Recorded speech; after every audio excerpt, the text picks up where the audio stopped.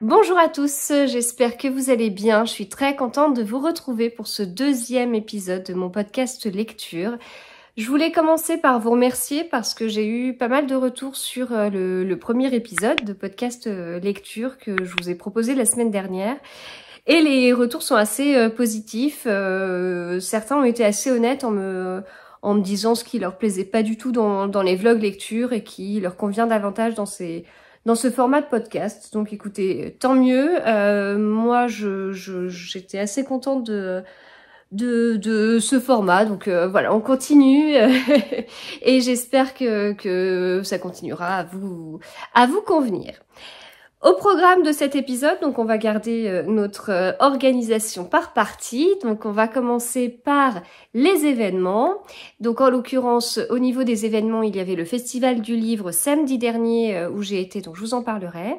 Ensuite, il y aura la partie réception et je dois avouer qu'en ce moment, il y a pas mal de réceptions, notamment d'auteurs que j'apprécie beaucoup et notamment il y a un livre où j'avais juste envie de crier, tellement j'étais contente quand je l'ai reçu. Donc voilà, je vais vous montrer tout ça.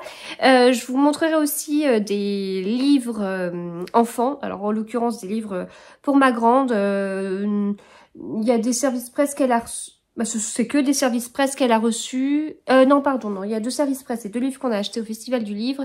C'est pas exhaustif, hein, il en manque, mais c'est ceux que j'ai trouvés rapidement dans sa chambre. Ensuite, on parlera des livres que j'ai lus. Alors, il y aura un livre audio que j'ai terminé, un livre papier et un livre, une épreuve non corrigée que je lisais dans le cadre des lectrices Charleston, dont je vous parlerai juste un petit peu, mais pas trop parce qu'il sort pas tout de suite. Ensuite, je vous parlerai de mes livres en cours. Je suis sur la fin d'un livre papier et sur le début d'un livre audio, qui est top. Donc j'ai hâte de vous en parler. Et puis je terminerai avec mes futures lectures, les 3 prochains livres que j'ai prévu de lire dès que j'ai fini ma lecture. J'ai un planning lecture très serré en ce moment, donc voilà, il y a pas trop la place à l'imprévu. Or, j'espère que je vais être plus rapide que mon planning de lecture pour caser quelques livres, mais ça, pour l'instant c'est pas le cas, je suis plutôt un peu en retard. Alors c'est parti, on commence avec les actualités. Alors niveau actualité, je vais vous parler uniquement du Festival du Livre de Paris. C'était la première édition en fait de ce festival qui remplace le Salon du Livre de Paris. Donc le Salon du Livre de Paris, ça avait lieu mi-mars, ça avait lieu porte de Versailles et c'était un truc de fou. Alors j'ai pas été 50 000 fois, mais à chaque fois que j'y étais, bah, déjà on voit des auteurs, on voit tous les grands auteurs, avec des files d'attente monstrueuses. Donc c'est pas vraiment là où je vais tenter d'avoir une dédicace parce qu'il y a trop de monde, il y a trop d'attentes.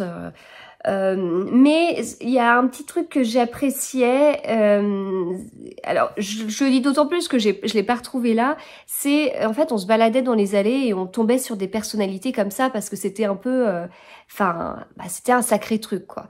La dernière fois où j'y ai été, c'était la dernière édition, j'y avais été avec ma fille aînée et c'était grandiose, voilà, pour moi c'était un sacré salon. Chaque salon est différent, on est sur une ambiance totalement différente de ce qu'on peut retrouver à Saint-Maur-en-Poche, totalement différent de ce que j'ai pu retrouver, enfin ce que j'ai pu voir à Brive, ce que j'ai pu voir à Lyon. Voilà, tout ça c'est différent, mais il y avait le côté, je sais pas, c'est le salon incontournable quoi. Enfin c'est voilà. Donc ça c'était assez appréciable. Voilà. Bon, la nouvelle édition, donc le Festival du Livre, ça a lieu fin avril, ça a lieu à côté de la Tour Eiffel, dans un espace qui est plus petit. Et avant que ça commence, il y a eu énormément de polémiques en fait sur le sujet, dans lesquelles j'ai pas envie d'entrer parce que voilà, vous voyez bien ce que je lis des auteurs connus, je lis des grosses maisons d'édition. Pas volontairement, voilà, c'est comme ça. Et du coup, je vais pas boycotter un salon où il y a les maisons d'édition dont je lis les livres, où il y a les auteurs que je lis et que j'apprécie. Voilà, ça aurait été un petit peu dommage, d'autant plus que ce salon est à 30-40 minutes de chez moi, contrairement à Lyon, à Brive, où c'est vachement loin. Et du coup, l'intérêt Alors, Lyon et Brive, on y a été avec le gang des tote bags et c'était juste génial. Là, c'était différent puisque j'y ai pas été seule non plus, mais j'y ai été en famille. Et c'est l'avantage d'avoir un salon à côté de la maison. Et puis quand on habite à côté de la région parisienne, il y a un côté un petit peu frustrant d'être obligé de faire énormément de kilomètres pour trouver un salon sympa, alors qu'on n'en a pas à côté de chez soi. Donc cette nouvelle édition, je savais pas trop à quoi m'attendre, étant donné qu'il y avait énormément de négatifs avant même que le salon ouvre ses portes. Au début, quand on y a été samedi, on y a été pour 10h30, ça ouvrait à 10h. Alors moi, ce qui m'a un peu surprise au début, c'est que je trouvais ça très sombre. Très sombre, après, c'était un peu particulier parce qu'il faisait aussi assez chaud, apparemment la veille c'était encore pire. Bon voilà, le lieu en lui-même est un peu particulier, pas si grand que ça. Donc moi j'avais dit aux enfants, vous allez voir, c'est un super grand salon. Bon, le souci c'est qu'on a été à Montreuil pour la jeunesse, donc là côté jeunesse, ils trouvaient que c'était pas énorme. Oui, bon c'est moi qui l'ai pas très bien vendu. Effectivement, j'ai retrouvé on a retrouvé certaines maisons d'édition, mais pour la jeunesse, mais c'était pas des stands incroyables, voilà. Et globalement, le salon, il était pas très grand. Et oui, au début, quand on est arrivé, je le trouvais un peu tristounet parce que pas tant d'auteurs que ça, etc. Mais c'était le début. Par la suite, les auteurs que j'apprécie sont arrivés. Et puis voilà, j'ai retrouvé ce que j'apprécie dans les salons. On n'est pas reparti avec énormément de livres. On est reparti avec 6 livres seulement. Donc c'est vraiment pas beaucoup. Je vous montrerai 4 de ces 6 livres parce que j'ai pas retrouvé les 2 autres. C'était 2 livres jeunesse. Donc c'est pas énorme. C'est vraiment pas énorme. Je me souviens de Saint-Maur en poche où j'étais repartie avec une vingtaine de livres pour toute la famille, tous dédicacés. Bon, là on en a pris 6 et il y en a 2 dédicacés, c'est tout. Bon, bien sûr, il y a du monde et du coup, j'ai pas tenté d'approcher des auteurs que je souhaitais voir parce que j'avais peur de trop attendre. Après, j'y étais samedi sur une période précise. Enfin, disons que j'avais pas tout mon samedi à consacrer à ça. On avait une grosse journée dimanche, notamment à préparer. Et il y a des auteurs qui arrivaient plutôt dans l'après-midi. Donc voilà, j'ai pas tenté non plus de faire d'attendre pour les auteurs que j'appréciais. Avec le recul, je me dis qu'il faudrait que je m'organise un petit peu mieux ou que je me fasse peut-être des listes parce que il y a des auteurs que...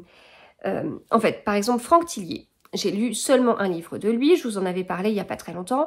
C'est un auteur que j'aimerais beaucoup rencontrer. Il y a Bernard Minier, j'ai pas encore lu de livre de lui, mais il le faudrait et j'aimerais aussi beaucoup le rencontrer. Et voilà, il y a plusieurs auteurs comme ça. Et du coup, je pense que... Bernard Minier, ce serait bien que je lise un livre avant de le voir. Et ensuite, vu que je vais à pas mal de salons ou de rencontres, il faudrait que je joue stratégique, entre guillemets. Et en fait, je pense à ça parce qu'il y a des auteurs... au hasard, en pensant à NJ de Madame Chachali, Olivier Norek. Et là, Olivier Norek, alors je l'ai pas vu parce que je suis partie trop tôt, mais je me doutais bien qu'il allait avoir beaucoup d'attentes. De toute façon, il y a certains auteurs où il fallait même un ticket pour pouvoir attendre en fait, parce que voilà, il y allait avoir tellement de monde qu'au départ il fallait avoir un ticket et ensuite une fois qu'on avait le ticket, il fallait faire la queue dans une file d'attente. Olivier Norek faisait partie de ces auteurs-là parce que voilà, très attendu. Est-ce que j'ai envie d'attendre, comme au Quai du Polar, certaines personnes qui ont attendu 2 heures, 3 heures Olivier Norek, alors que, à la fin de l'année dernière, à Noir-sur-Ormesson, pour pouvoir voir Olivier Norek, on attendait 15 minutes. Donc je me dis qu'il faudrait peut-être que je m'organise un petit peu en me disant, voilà, il y a des auteurs habitués au salon, habitués aux rencontres, enfin, Bernard Minier, il était au Quai du Polar, il y avait une rencontre à la FNAC... plus laquelle, une FNAC à Paris il y a pas très longtemps, enfin il était là, voilà, il y a pas mal, c'est un auteur qui est assez présent, et peut-être que il faut que je m'organise pour me dire, je suis pas quelqu'un qui aime attendre et attendre 2-3 heures, pour moi c'est énorme, du coup il faut peut-être jouer stratégique et voir je sais pas, voir le salon où c'est le plus judicieux d'aller pour être sûr de le rencontrer sans trop attendre. Donc, je pense qu'il y a peut-être un côté tactique. Enfin, justement, la Garenne-Colombes, il y a pas mal d'auteurs connus. Il y avait Agnès Martin-Lugan qui était toute seule à son stand, il n'y avait personne à la dédicace. Donc, moi, je la connaissais pas à ce moment-là. Si c'est peut-être là que je lui ai pris un livre, je sais plus. Mais bon, voilà. Il y avait Lorraine Fouchet, pareil, il y avait personne à son stand. Julien Sandrel, j'ai pas attendu. Sophie Talmen, j'ai pas attendu. Nicolas Lebel, j'ai pas attendu. J'ai attendu un petit peu pour Valérie Perrin, mais franchement, ça restait raisonnable. Il y avait énormément de monde pour Mélissa d'Acosta, mais je l'avais vu peu de temps avant. Voilà. Donc en fait, je pense qu'il faudrait que je m'organise un petit peu mieux. En fait, si je vous dis tout ça, c'est que je suis ressortie du Festival du Livre en me disant, oui, c'était bien, mais voilà, on était en famille, donc au début, j'ai vu pas mal de copines d'Instagram, donc j'étais contente de pouvoir discuter avec elles, mais le reste de la famille attendait, donc c'était pas forcément très agréable. Après, on a mangé, puis juste après, mon mari est parti avec mes 2 enfants les plus petits, juste à côté, il y avait un petit truc de jeu à côté de la Tour Eiffel, ils ont été là-bas. Et on est resté avec ma grande, donc là, j'ai pu prendre un peu plus le temps, mais bon, c'est quand même, bon, c'est pas pareil. Donc je pense qu'il faudrait, enfin, je suis ressortie en me disant, c'était vraiment bien, mais je me suis pas autorisée à faire la queue pour Bernard Minier, alors qu'en fait, je sais après coup qu'il y avait seulement 1 heure d'attente, je me suis pas autorisée à voir tel auteur ou tel auteur par peur de l'attente, et au final, j'aurais dû le faire. Donc voilà, il faudra juste que moi, je m'organise un petit peu mieux sur les auteurs que je veux à tout prix voir, et puis aussi sur les livres que je veux à tout prix lire, parce que Bernard Minier, ouais, je veux le voir, et en même temps, j'ai pas encore lu de ses livres. Donc c'est plus sympa de voir un auteur en disant, enfin, si je fais 1 heure d'attente pour un auteur alors que je n'ai lu aucun de ses livres, c'est pas très logique, quoi. Voilà, bon, ça c'est mes réflexions, mais ça m'intéresse de voir comment vous vous organisez quand vous allez à des salons du livre. Est-ce que vous, 2 heures d'attente, ça vous dérange pas?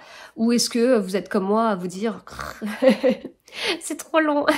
Malgré tout ce que je vous dis, j'ai quand même vu un auteur que je voulais à tout prix voir, enfin revoir. C'est un auteur que j'avais vu à la Garenne-Colombes. Je lui avais pris un livre, je sais plus comment ça s'appelait d'ailleurs ce salon à la Garenne-Colombes. Je lui avais pris un livre à ce moment-là. Je le connaissais pas, donc je lui avais dit j'aimerais vous découvrir. C'est un livre que j'ai écouté en audio. Et ensuite, j'ai lu son dernier livre que j'ai adoré. Et je voulais vraiment le voir pour pouvoir lui parler de 2-3 petites choses. Et il s'agit de Julien Sandrel et je suis ravie. J'ai attendu 1 demi-heure. Parce qu'en fait, on a commencé la file. J'ai été sur le stand de Kelman Levy. Je demandais où est-ce que se passerait la dédicace. Voilà, parce qu'on voyait... il y avait Mélissa d'Acosta qui était pas loin. Les gens, 1 heure avant qu'elle arrive, il y avait déjà une queue énorme. Donc bon, je sais bien que Julien Sandrel c'est pas la même notoriété, mais j'appréhendais un petit peu. Comme je vous dis, j'avais pas envie d'attendre trop longtemps, donc on regardait autour et puis bon, 1 demi-heure, il y avait toujours personne. Je me dis c'est pas grave, allez, on commence la queue et puis du coup les gens ont commencé à se mettre derrière et donc on a attendu 1 demi-heure parce qu'on était les premières et voilà. Je suis très contente de l'avoir vu pour plusieurs raisons. Donc déjà, La Chambre des Merveilles, ça a été pour moi une très très belle découverte. Merci, Grazie, Thank You, qui est son dernier livre, ça a aussi été une très bonne lecture. C'est des livres où je trouve que c'est le style de livre où les résumés m'attirent. Et puis quand je lis le livre, je dis, je sais pas, c'est... les sujets sont parfois un peu survolés, c'est parfois un peu trop léger, ça paraît écrit à la va-vite, donc on le lit à la va-vite. Et voilà, c'est le genre de livre où d'habitude ça m'attire par le résumé et je lis et je suis déçue. Là, pas du tout. Pas du tout. Et enfin, j'avais cette appréhension, hein, parce que voilà, je commençais à être habituée. Mais non, j'ai vachement aimé. Et ce qui était assez rigolo, c'est que quand j'écoutais le livre audio, à la fin, il y avait une rencontre avec l'auteur, une petite interview, quelque chose que j'aime beaucoup dans certains livres audio. Et du coup, il expliquait qu'en fait, il avait fui la région parisienne, il avait fui cette vie de folie, et il expliquait tout ça alors que moi-même, j'étais coincée dans les bouchons en sortant du travail. donc ça, je lui ai expliqué, enfin, je lui ai dit, voilà, je travaille là. Il me dit, ah, je travaillais dans la même ville. Donc, et puis je sais qu'il était de formation scientifique, donc ça m'intéressait un petit peu aussi par rapport à ça. Et puis voilà, c'est quelqu'un en fait qui avait une vie un peu similaire à la mienne et qui a fait un autre choix et voilà. Et puis de toute façon, il me disait qu'il se consacrait uniquement à l'écriture avec le succès du premier livre. Donc voilà, je suis très très très contente de l'avoir vu. Surtout que bah voilà, la première fois que je l'avais vu, c'était pour découvrir ses livres et là je l'ai vu alors que j'avais lu ses livres. Après, dans les autres auteurs, j'en ai croisé plusieurs. J'ai discuté avec Zoé Brisby, j'ai discuté avec Laure Manel et c'était trop bien. J'ai vu pas mal de personnes que je connais dans les maisons d'édition, donc c'était super cool de pouvoir discuter.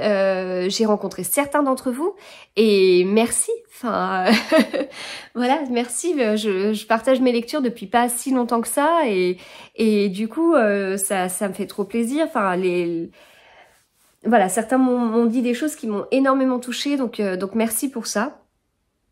Et voilà, enfin, moi j'ai passé un très bon moment. Une petite appréhension au début, comme je vous dis, bah déjà, c'est vrai quand on entend autant d'avis négatifs, bah, malgré tout, on est un peu influencé en se disant mince, est-ce que ça va être bien, est-ce que ça va pas l'être, et puis comme je vous dis, le côté un peu vide au début, un peu mal éclairé, bon c'était un peu particulier, et puis voilà, après la magie a opéré et c'était chouette.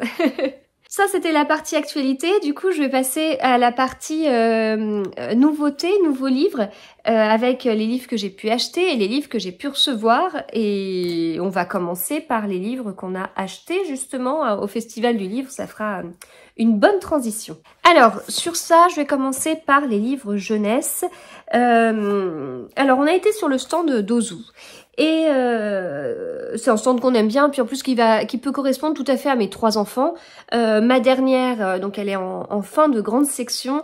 Elle est à la fois dans des livres, les premiers livres à lire, enfin du style les Samy et Julie, les Je suis en CP, enfin voilà, toutes ces collections-là. Donc elle est à la fois dans ça. Et en même temps, elle est encore dans certains albums, donc là on lui a pris... alors on a acheté 6 livres, mais on a acheté aussi une peluche, et on a acheté la peluche d'Azuro. Voilà, ma dernière est fan d'Azuro, encore plus depuis qu'elle a vu l'immense Azuro au Festival de Montreuil. Je suis pas sûre qu'elle ait vraiment compris qu'il y ait quelqu'un, qu'il y avait... une personne dedans, mais voilà, elle était émerveillée. On n'a pas pu revoir les auteurs, ni cette grande peluche vivante. Ils étaient là dimanche, je crois. Mais voilà, donc du coup, Ozu, ça correspond bien à ma dernière par rapport à tout ça. Mon fils, il y a pas mal de livres qu'il a bien aimés. Dans, par exemple, la collection L'appel des loups, L'appel aux loups, je sais plus. Enfin voilà, ils ont quand même beaucoup de livres pour les niveaux CE1, CE2. Vraiment, c'est enfin oui, ou même CP, hein. Enfin ils ont beaucoup de choix avec des enquêtes, mes premières enquêtes justement, voilà, donc il y a pas mal de choses. Et puis après ils ont aussi pas mal de choix sur des livres qui vont plaire à ma fille aînée qui est en fin de CM2 et comme vous le savez c'est plutôt une bonne lectrice, hein, c'est le moins qu'on puisse dire. Et bon on reçoit pas mal de livres de chez Ozu à la maison aussi, mais là on a été sur le stand. Et alors que je regardais avec mes 2 derniers, et ma grande s'est faite conseiller par quelqu'un sur le stand et elle l'a super bien conseillé. Et voilà, je trouve que c'est sympa parce que c'est aussi ce qu'on cherche dans ce style d'événement. Et donc elle est repartie avec ce livre, Les folles lectures d'Archibald Bloomer. Je trouve la couverture très très belle. Voilà. Hop. Donc voilà, et c'est donc chez Ozu Éclair Plus. Et voilà comment c'est à l'intérieur. On a été chez Gallimard Jeunesse, et puis du coup, elle a pris ce livre. J'étais un petit peu surprise, mais pourquoi pas. Ariane, l'astucieuse, elles inventent leur destin depuis le premier jour. Héroïne, dans la collection Héroïne de la mythologie Donc là, c'est Ariane l'astucieuse, il y a Athéna la combative et Pénélope la femme aux 1000 ruses. Bon, donc c'est à partir de 10 ans justement. On va voir, si ça lui plaît, bah, il y en aura d'autres. De mon côté, j'ai donc pris Julien Sandrel, du coup j'ai pris Les Étincelles. Alors quand je l'ai montré sur Instagram, certains m'ont dit « Oh j'ai adoré », d'autres m'ont dit « Oh je l'ai pas du tout aimé ». Ça motive moins pour le lire du coup. Mais voilà, comme j'aime bien l'auteur, bah, j'ai bien envie de découvrir ses autres livres. J'ai fait aussi j'ai refait quelque chose que je faisais quand j'étais au lycée, c'est que j'ai décidé de renoter au crayon à papier à l'intérieur où j'ai acheté le livre et quand je l'ai acheté avec la date exacte. Voilà, parce que c'est un truc où je trouve que petit à petit, j'oublie dans les livres qui sont notamment dans ma palle, j'oublie quand est-ce que je les ai achetés, quand est-ce qu'ils sont arrivés là, et c'est une information que j'aimerais conserver. Voilà, donc j'ai bien noté pour les derniers services presse que j'ai reçus et les livres du festival, d'où ils viennent et depuis quand ils sont là. Et j'ai également acheté ce livre, Territoire, d'Olivier Norek, qui est donc la suite de Code 93, que j'ai lu, mais je vous en parle un petit peu après. Voilà, donc comme je vous l'ai dit, j'ai pas vu l'auteur, mais je garde le livre précieusement, et écoutez, j'aurai peut-être l'occasion de le voir à un événement où j'aurai pas à attendre 3 heures. Dans les autres livres qu'on a pu recevoir, alors on a reçu quelques services presse pour les enfants, je vous en ai pris 2, donc il y a celui-ci, c'est un vrai héros d'Emma, dans la collection Emma et Lee Cochon. Ma grande avait lu le premier qui était plutôt sympa, donc c'est chez Larousse Jeunesse, c'est des très beaux livres, vous voyez, c'est vraiment très très beaux. Là on voit d'ailleurs le premier, peut-être que la couverture vous dira quelque chose, et donc voilà comment il est à l'intérieur. Je vous montre toujours à l'intérieur parce que je sais que la taille de police de caractère peut être quelque chose d'important pour les enfants. Et puis, on a reçu de la part de Albin Michel Jeunesse ce livre Code Bananas de David Walliams. Et puis, il était accompagné d'une gourde en plus. Assez épais, mais avec beaucoup de... Hop, avec beaucoup d'illustrations.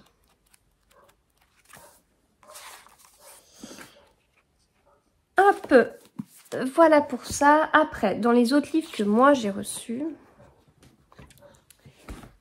il y en a pas mal. Il y en a pas mal et des livres... Alors, j'ai reçu ce midi celui-ci. Hop, j'enlève le petit papier. Donc, il sera en librairie le 12 mai. C'est 60 secondes de bonheur de Bruno Combe. Il est tout doux.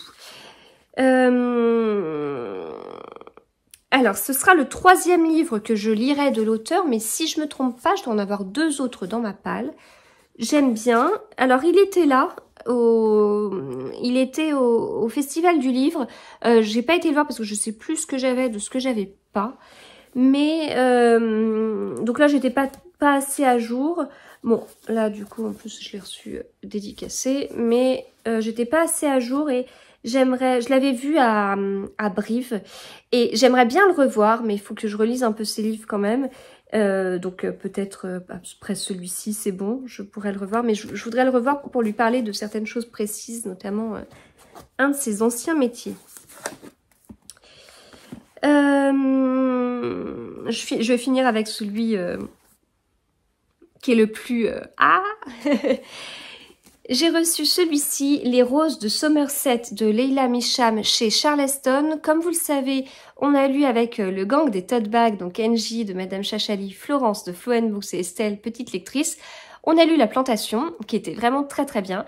C'est un livre qui a été écrit après Les Roses de Somerset, mais qui se passe avant, et avec la même famille et tout. Et comme j'ai bien aimé, mais vraiment bien aimé, La Plantation, j'avais envie de savoir... comment cette famille Tolliver allait évoluer. Donc voilà pour ce livre. J'ai reçu, hop, j'enlève le papier, le nouveau livre de Zoé Brisby qui est également très doux, Les Égarés. Cette couverture est vraiment magnifique. Il est dédicacé, je remercie beaucoup Zoé pour son message personnalisé. qui me touche beaucoup. Voilà. Et ce livre sort également le 12 mai, comme celui de Bruno Combe. Ensuite, en autre réception, il y a celui-ci qui sort très bientôt, puisqu'il sort le 28 avril, le nouveau livre d'Olivier Bal. Cette couverture, wow, elle est trop bien. Méfiez-vous des anges. Donc on va retrouver Paul Green, qui est un ancien journaliste. Je suis très contente, d'avoir reçu ce livre. J'ai vraiment hâte de le lire. Voilà, enfin Olivier Bal, j'avais lu ses deux précédents, là justement l'affaire Clara Miller et La forêt des disparus. J'avais eu la chance de le rencontrer dans un petit café à Paris. Voilà, c'était super sympa cette rencontre organisée par XO et c'est un auteur qui est super sympa justement. Donc voilà, j'ai hâte de découvrir ce nouveau thriller. Mais j'avoue que cette couverture, elle interpelle vachement. J'ai reçu.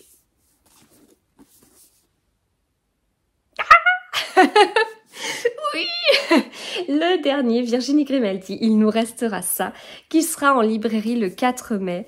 Je savais que j'allais le recevoir, mais j'étais juste trop contente. Enfin, c'est un truc de fou. Il était accompagné de ce porte-clés. Voilà, avec des petites phrases. Quoi qu'il arrive, il nous restera ça. Donc, qui rappelle le titre du livre. Ma joie met une raclée à ma peur. Viens mon amour, je t'emmène de l'autre côté du portail. Cet immensément petit me fait vivre l'immensément grand, rire sous les larmes. Demain est une autre vie, etc., etc. Voilà, donc je vais garder ce porte-clés précieusement. Et voilà, je sais pas de quoi ça parle. Elle avait partagé le résumé, elle avait partagé les premières pages sur Instagram. Je ne voulais pas voir tout ça. Voilà, c'est Virginie Grimaldi, donc quoi qu'elle écrive, je vais adorer. Donc je me laisse la surprise, je vais découvrir tout ça avec, je pense, énormément de plaisir. Mais c'est juste, voilà. On va passer maintenant aux livres que j'ai lus. Alors, dans les livres que j'ai lus depuis la semaine dernière... alors, il y en a 3 que j'ai fini. Il y a celui-ci, donc c'était un livre audio. Un jour, ce sera vie d'Hugo Lindenberg. Alors, je vous en avais déjà un petit peu parlé parce que j'étais en plein dans l'écoute. Bon, j'ai eu un peu de mal, ça n'a pas du tout été un coup de cœur ni quoi que ce soit. On suit un enfant, et en plus je m'attendais à un twist, enfin je sais pas. Bon, on suit un enfant en Normandie, il a une famille un peu particulière et du coup il rêve de la famille du copain qui se fait pendant ses vacances. Sa tante est un peu particulière, voilà. C'est des réflexions d'enfant. Bon, à un moment donné, j'étais dans une scène où il était en train de jouer avec des fourmis. Bon, ça... J'ai pas accroché. Après, c'est un livre qui a eu le prix du livre inter 2021. Donc voilà, c'est un livre du coup qui a été largement apprécié. Donc ne vous fiez pas qu'à mon avis. Hein, c'est moi qui ai peut-être pas accroché pour X raisons, mais voilà. Suite à ce que je vous ai dit la semaine dernière, il n'y a pas eu d'énormes rebondissements, donc mon avis n'a pas changé. Ça, c'est ma tablette, enfin ma tablette, ma liseuse. Pour la dernière épreuve non corrigée Charleston que j'ai lue, qui était La cuisinière de Castamar, si je me trompe pas dans le nom. Donc c'était un gros livre, c'était un sacré gros livre, quasiment 700 pages. Donc là, on était, pour ceux qui connaissent pas la série Netflix, on était dans une grande maison avec un maître en l'occurrence, enfin... on voit son frère, on voit aussi sa mère, enfin voilà, un peu sa famille, on voit les domestiques. Il y a ce côté-là, mais en plus de ce qu'on peut avoir dans Downton Abbey, on a un côté duel, on a un côté vengeance, et on a des personnages très méchants, j'ai trouvé vraiment très méchants. Donc j'ai bien aimé, Mais j'ai bien aimé ce qui ressemblait le plus à Downton Abbey en fait. Donc il y a des chapitres que je lisais très vite parce que je voulais voir. Enfin je dis Downton Abbey, mais ça m'a fait penser limite un peu plus à la Villa aux Étoffes. Donc je voulais vraiment avancer avec ces personnages et tout. Et puis quand on tombait avec le côté duel, vengeance, manipulation, et puis soif de pouvoir, enfin tous ces trucs-là, bah c'était moins ce que j'appréciais. Voilà, donc ça, mais je vous en parlerai davantage quand ce livre sortira. Et puis sinon, j'ai lu celui-ci. Code 93 d'Olivier Nourek. Alors c'est marrant parce que j'avais l'impression, quand je me suis mise dedans, j'avais l'impression que c'était le premier livre d'Olivier Nourek que je lisais, alors que non, pas du tout. Mais comme c'est le premier livre de sa série, bah voilà, enfin on est sur autre chose. En fait, j'avais plutôt l'impression de lire ce qui l'a fait connaître, mais le côté aussi, je sais pas comment dire, son domaine de prédilection, enfin, je sais pas, son style en fait. Enfin, bon, je sais pas, mais enfin bon, j'avais l'impression que c'était le premier, même si c'était pas le cas, mais je pense que c'était lié à tout ça.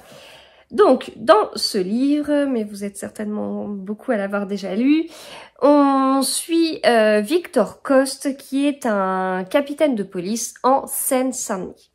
C'est très intéressant parce que Olivier Nourek, justement, lui-même, faut que je fasse attention à ce que je dis si CNJ passe par là, faut pas que je me trompe.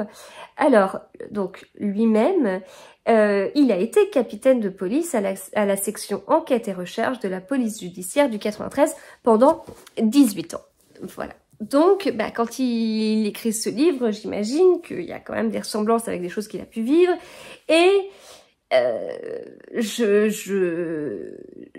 me demandais, alors je vais pas dire à chaque page, mais il y a des choses où je me disais, mais tiens, est-ce que c'est lui? Est-ce que c'est pas lui? Est-ce que Olivier Nourek est Victor Coste? Est-ce qu'il a vécu ça? Est-ce que c'est de l'inventer? Est-ce que, voilà. Il y a des choses, en tout cas, il y a des choses qui sont très intéressantes. On se doute que voilà, sur le contexte, et puis des interventions de police dans le 93, etc., on se doute qu'il y a des choses qui sont totalement vraies, voilà. Et après, il y a des questions qu'on se pose, quoi. Limite, j'aurais voulu lire ce livre à côté d'Olivier Nourek et toutes les 2 secondes lui dire « T'as vraiment vécu ça? Et ça, c'était vraiment toi ?» Enfin, voilà. Alors, j'ai bien aimé. Il se lit vraiment bien, le rythme est assez rapide. Les chapitres sont plutôt courts, mais pas tout le temps. Et limite à la fin, les chapitres sont un peu plus longs. Enfin, j'ai eu en tout cas cette impression. C'est un livre qui est découpé en plusieurs parties, donc qui est vraiment rythmé.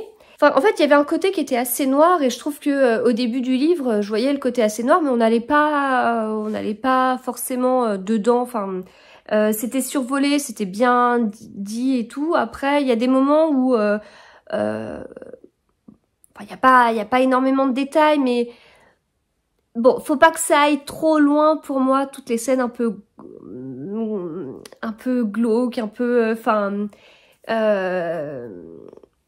Je peux pas, enfin on n'est pas dans un livre d'horreur, il n'y a pas des descriptifs de 50 pages sur certaines gouttes de sang et comment était la victime, c'est pas ça, mais voilà, bon, il y a des... Là on frôle la limite de ce que je peux... Enfin... de ce que j'aime, c'est pas que derrière, c'est pas que ça va me choquer et que je vais en faire des cauchemars, c'est que c'est s'il y a trop de détails et tout, c'est pas quelque chose que je vais forcément apprécier. Donc voilà. En tout cas, sur l'enquête, j'ai vraiment beaucoup aimé comment ça s'est déroulé, la construction du livre. J'ai beaucoup apprécié la construction du livre, mais je veux pas vous en dire davantage pour pas vous spoiler si vous l'avez pas lu.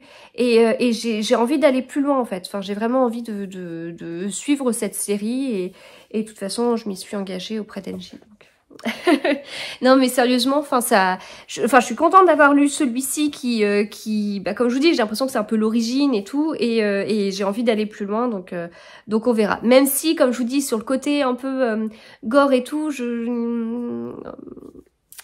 On m'a fait comprendre que ça allait pas être de mieux en mieux, mais on verra. Et ben voilà du coup pour les livres que j'ai lus. Donc j'en ai fini que 3 depuis la dernière fois que j'ai enregistré. Les livres en cours, je suis perdue dans les petits tas que j'ai fait à côté. Alors, les livres en cours, donc j'ai un livre audio et un livre papier. Le livre papier, c'est celui-ci, Cadavre à l'écossaise de Marie-Lou Rouge, chez City. Je suis à la fin, j'aurais bien voulu le finir avant d'enregistrer, mais j'ai pas eu le temps. C'est un Cozy Mystery, ça fait un petit moment que j'ai pas lu de Cozy Mystery, à une période je les enchaînais, là je les espace davantage.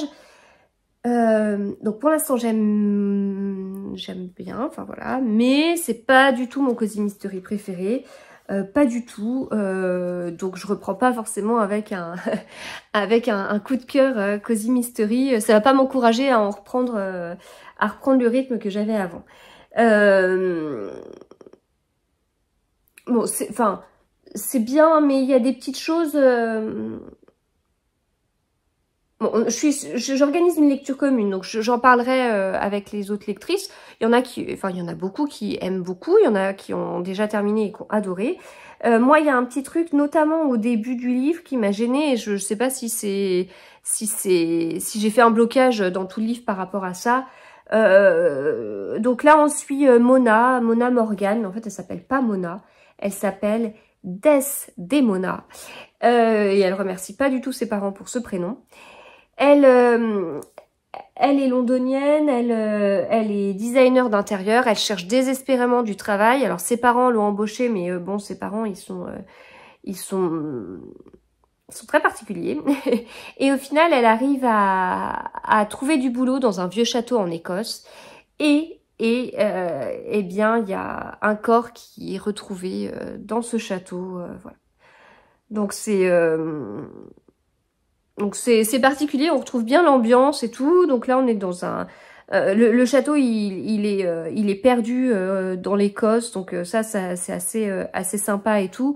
Voilà, après, comme je vous dis, c'est pas un coup de cœur. Il y a un moment donné où j'ai eu un petit coup de moins bien. Je me suis demandé si j'allais pas le mettre de côté, soit alors l'abandonner ou le mettre de côté pour lire autre chose en attendant de le reprendre. Bon bah écoutez, je suis partie, là je vais le finir et puis comme ça... il sera lu. Donc, pas un coup de cœur. Au niveau livre audio, je suis dans celui-ci. Alors, je vous ai sorti ma version Albin Michel et pas ma version livre audio. Je lis dans le cadre du jury du prix Audiolib. C'était également le cas pour celui-ci. Celui-ci, c'est le quatrième que j'écoutais. Celui-ci, c'est donc le 5e. Les 4 premiers que j'ai écoutés, je vous en ai pas... je vous les ai décrits, mais j'ai pas eu des coups de cœur incroyables. C'était à chaque fois pas mon style. Là, c'est tout à fait mon style. Et donc là, je l'aime énormément. L'Ange de Munich de Fabiano Massimi. C'est rigolo puisque il s'agit d'un livre écrit par un Italien. Alors, je connais pas plus la vie de l'auteur que ça, mais c'est écrit par un Italien et c'est un livre qui se passe en Allemagne. On est à Munich en 1931 et donc Hitler est présent, vraiment, c'est l'une des personnes de l'histoire. Et puis, alors que je regarde, oui, voilà, c'est bien écrit dans la 4e de couverture. On a Angela qui a 23 ans, qui est retrouvée morte, et Angela est la nièce d'Hitler. Donc voilà, on va suivre les personnes qui vont mener l'enquête. Alors, du coup, moi, je connais que les noms à l'oral, mais j'aimerais bien les voir écrits. Il y a notamment Mouti, mais Mouti, c'est le collègue de Zower. Zower, c'est celui qui... c'est le personnage principal, voilà. Donc, c'est lui qui mène l'enquête. Alors, je ne sais pas si on trouve son statut exact quelque part. Siegfried Zower, commissaire dans la police criminelle munichoise. Donc, on sent qu'il y a la montée du nazisme. C'est présent. De toute façon, là, j'étais dans une partie où Zower rencontrait Himmler. Alors, il y a beaucoup de noms en heure, ce qui fait que au niveau de l'audio, c'est un peu particulier. Bon, là, il y a plein de Zower. Est-ce que je vais trouver d'autres noms comme ça? Bauer, Zauer, Bauer, Mayer, Bodner. Walter, voilà, c'est son prénom, mais bon. Forster, Glaser. J'aime bien, ça me fait penser à la trilogie berlinoise de Philippe Kerr que j'ai lu, je sais plus, il y a 2 ans je crois. Ce côté, enfin là on a, enfin ça me fait penser à certaines choses parce que on a donc un commissaire qui essaye de mener son enquête. Alors là, Hitler est pas au pouvoir, mais bon, il y a quand même, et puis c'est de toute façon l'enquête elle est proche d'Hitler quoi. Et du coup, il y a ce côté où bah il y a des SS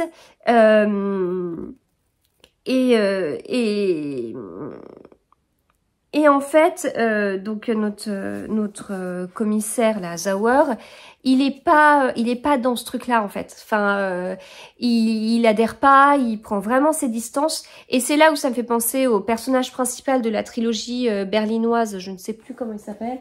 Est-ce que le livre serait pas à côté de moi par hasard?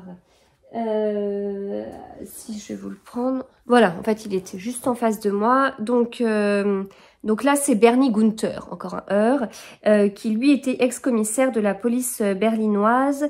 Et puis, dans la trilogie berlinoise, on a 3 tomes. On a L'été de cristal, La pâle figure, un requiem allemand. Ah bah tiens, c'est vachement intéressant parce que dans la trilogie berlinoise, il y a, enfin dans la couverture, il y a ça. Parce que là, c'est une trilogie, comme son nom l'indique. Et donc, il y a 3 tomes. Et donc, le premier se passe en 1934. Non, pardon. Le premier se passe en 1936, puis 1938, puis 1947. Donc, en 1947, on sait ce qui s'est passé pour notre ex-commissaire pendant la Seconde Guerre mondiale, mais ça me fait penser à ça sur le côté sur le personnage principal en fait qui va prendre ses distances, qui est lucide en fait, qui est vraiment lucide, enfin lucide et un petit coup ouais, je sais pas comment dire, ça fait un peu je vais pas dire qu'il baisser, enfin si, ça fait un peu baisser les bras. Enfin, de toute façon, il sait très bien comment ça se passe et il se doute qu'il y a des informations qu'il pourra jamais avoir parce que c'est les SS. Voilà, comme il est lucide, il se doute qu'il y a des choses qui seront pas forcément très simples pour lui. Donc bon, j'en suis pas très loin pour l'instant. Enfin, pas très loin. Je suis à la page 200 et il y en a 550. Mais c'est intéressant. D'ailleurs, je suis en train de voir qu'à la fin du livre... Ah, mais c'est vachement bien, ça. À la fin du livre, il y a tous les personnages. Ah ouais. Donc, les vrais. Les personnages inventés. Ah, c'est cool, ça. Bon, ce qui est, c'est quand on lit quand on écoute avec juste la version comme ça, on n'a pas tout ça, mais bon. Et il y a même une photo d'Angela, la nièce d'Hitler.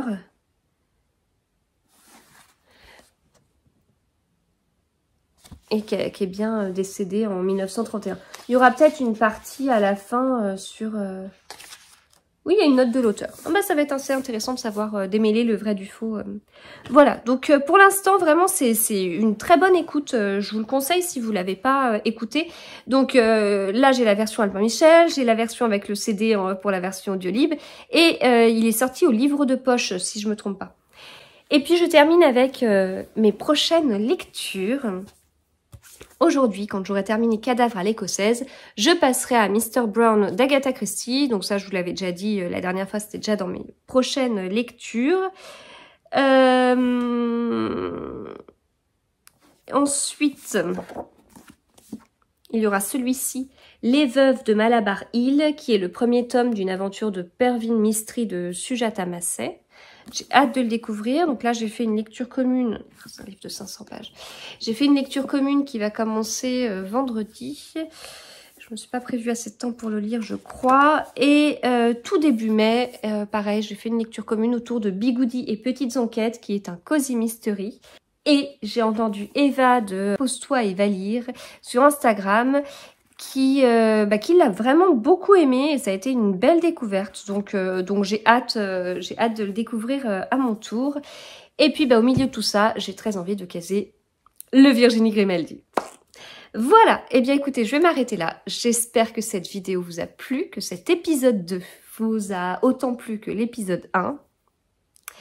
Je vous retrouve très vite, alors je sais pas quand exactement, mais en tout cas, j'ai bien envie d'enregistrer une vidéo dans pas trop longtemps, quand j'aurai peut-être lu le livre, le Agatha Christie, Mr. Brown, pour ma lecture d'Agatha Christie du mois d'avril dans le cadre du challenge Red Christie 2022.